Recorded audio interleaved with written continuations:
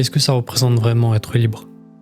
À une époque où on assiste à une montée des dictatures, à l'affaiblissement des démocraties, à un recul des libertés, c'est difficile de trouver sa place. Mais s'il y a bien une œuvre où la liberté joue un rôle clé,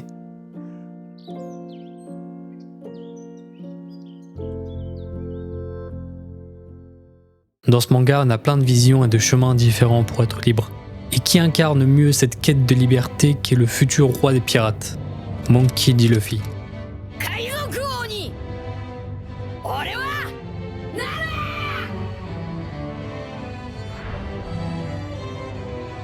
Luffy grandit dans le village paisible de Fushia à East Blue. À 7 ans, sa rencontre avec l'équipage de Shanks va changer sa vie. En lui léguant son chapeau, il lui transmet aussi une certaine idée de la liberté, à tel point que Luffy se met à rêver de piraterie. À 17 ans, il prend la mer pour réaliser son rêve, trouver le One Piece et devenir le roi des pirates. Pour lui, ça signifie vivre sans chaîne, sans contrainte, être libre tout simplement. Ce qui différencie Luffy des autres pirates, c'est qu'il ne cherche pas à dominer qui que ce soit, il ne cherche pas le pouvoir. Le plus important pour lui, c'est de protéger ses compagnons et bien sûr de réaliser son rêve. Pour Luffy, poursuivre son rêve, c'est le moyen d'être libre.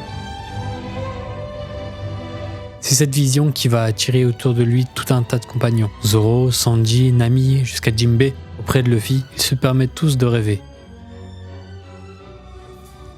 Dans sa quête, Luffy est confronté à toutes sortes de problématiques. Le racisme, le rejet, la pauvreté. Luffy, c'est toujours celui qui se range du côté des opprimés et qui combat les tyrans. Il se bat toujours pour la liberté des autres. Si Luffy arrive autant à marquer les autres personnages, c'est parce qu'il représente quelque chose. Des valeurs, une manière de voir le monde, un idéal. Et ces valeurs prennent du sens lorsqu'elles sont confrontées à la réalité du monde. Un monde où la liberté est menacée. Onushi, 今回の旅で一体何を見た? 人間です。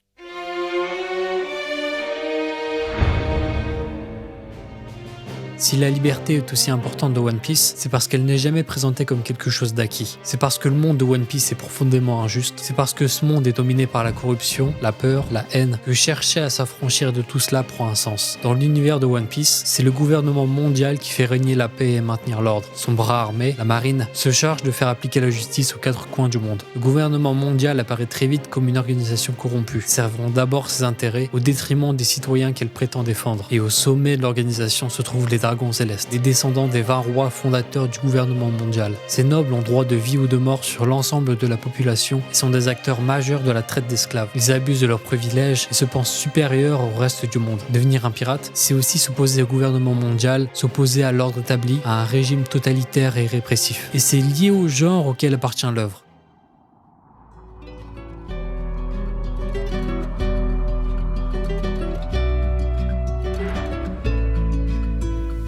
Les shonen sont des mangas destinés à un public adolescent et le neketsu met généralement en scène un jeune héros qui poursuit un rêve presque impossible. Le héros n'est pas là uniquement pour gagner des combats, il traverse des épreuves, échoue, se relève et grandit en même temps que le lecteur. Neketsu, ça signifie sang bouillant et renvoie au fait que ces histoires sont portées par des valeurs comme la détermination, persévérance, le dépassement de soi. Le neketsu, c'est plus qu'un genre de manga, c'est un ensemble de valeurs qui sont profondément ancrées dans la culture japonaise. Des valeurs qui traversent toute l'œuvre d'Eiichiro Oda. Et c'est sans doute l'une des raisons pour lesquelles One Piece a marqué autant de personnes. Publié depuis bientôt 30 ans et avec 500 millions de mangas vendus, One Piece a su traverser les époques et les générations. Mais au-delà du nombre de ventes, ce qui rend l'œuvre d'Oda si particulière, c'est que ses thèmes ont dépassé le cadre du manga. Le Parlement népalais et la maison du Premier ministre ont été incendiés par des centaines de manifestants. Au Népal, la Gen Z renverse le gouvernement. Septembre 2025, Katmandou, Népal. Des manifestations éclatent pour lutter contre la corruption et le pouvoir en place. Le gouvernement décide de couper l'accès aux réseaux sociaux. La contestation s'étend et en quelques semaines, le gouvernement démissionne. Le mouvement, porté par les étudiants et les jeunes citoyens, n'est pas unique. L'Indonésie est confrontée aux manifestations les plus violentes. Au Maroc, la Gen Z en colère se mobilise contre les inégalités sociales dans le pays. La génération Z en colère à Madagascar. Depuis plusieurs années, on voit naître un peu partout sur la planète des mouvements de contestation portés par la Gen Z, une génération née avec Internet qui a subi le terrorisme, les crises économiques, la pandémie et l'inquiétude climatique. Une génération qui a grandi dans un monde plus connecté, mais plus incertain. Quand on grandit dans un monde qui semble ne plus avoir de sens, à quoi est-ce qu'on peut encore croire ? Ça fait bien longtemps que les hommes se racontent des histoires, et lorsqu'une histoire marque suffisamment les esprits, elle finit par produire des symboles.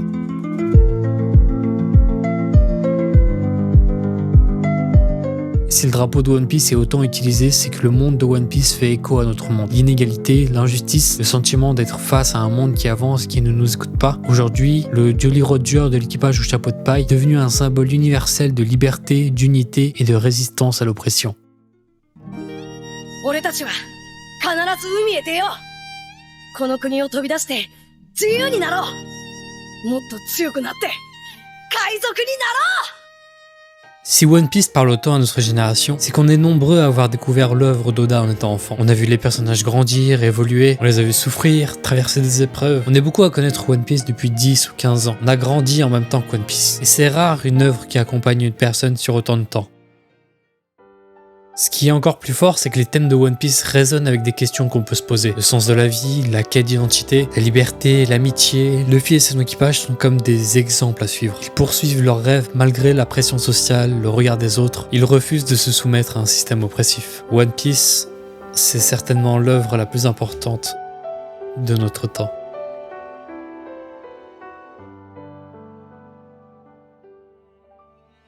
Et je vous repose la question, qu'est-ce que ça représente vraiment être libre ?